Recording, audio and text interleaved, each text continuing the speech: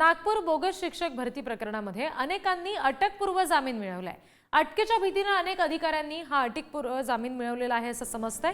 2 शिक्षणाधिकाऱ्यांसह अन्य 3 वरिष्ठ कर्मचाऱ्यांनी जामीन मिळवलाय। या प्रकरणामध्ये आतापर्यंत 7 जणांना पोलिसांनी अटक केलेली आहे। अटकपूर्व जामीन घेणाऱ्यांमध्ये माध्यमिक शिक्षणाधिकारी रोहिणी कुंभार, प्राथमिक शिक्षणाधिकारी सिद्धेश्वर काळुसे, निलंबित वेतन अधीक्षक निलेश वाघमारे, शिक्षण मंडळातील अधिकारी आणि माजी शिक्षणाधिकारी रवींद्र काटोलकर, शिक्षण उपसंचालक कार्यालयातील सहशिक्षण उपसंचालक दीपेंद्र लोखंडे यांचा समावेश आहे।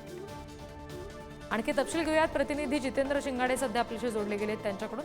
जितेंद्र, काय नेमकं या सगळ्या संदर्भात घडलंय? अनेकांनी आता अटकपूर्व जामीन मिळवलेला आहे असं कळतंय।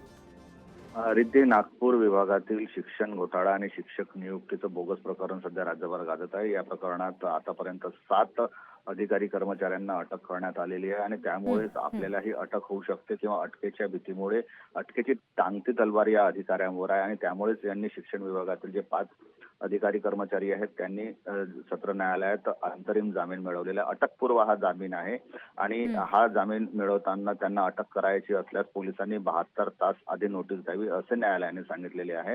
या 5 पैकी केवळ वाघमारे यांच्याविरुद्ध गुन्हा दाखल झाला आहे। तसेच आतापर्यंत एकूण 7 आरोपींना अटक करण्यात आलेली आहे। घोटाळ्याची व्याप्ती मोठी असल्याने पुढील तपासात आणखी काही अधिकारी कर्मचारी अडकण्याची शक्यता आणि त्यामुळेच ही कारवाई टाळण्यासाठी कायदेशीर मार्गांचा अवलंब करत यांना जामिनासाठी अर्ज केलेला होता आणि त्यांचा अटकपूर्व जामीन आता मंजूर करण्यात आलेला आहे।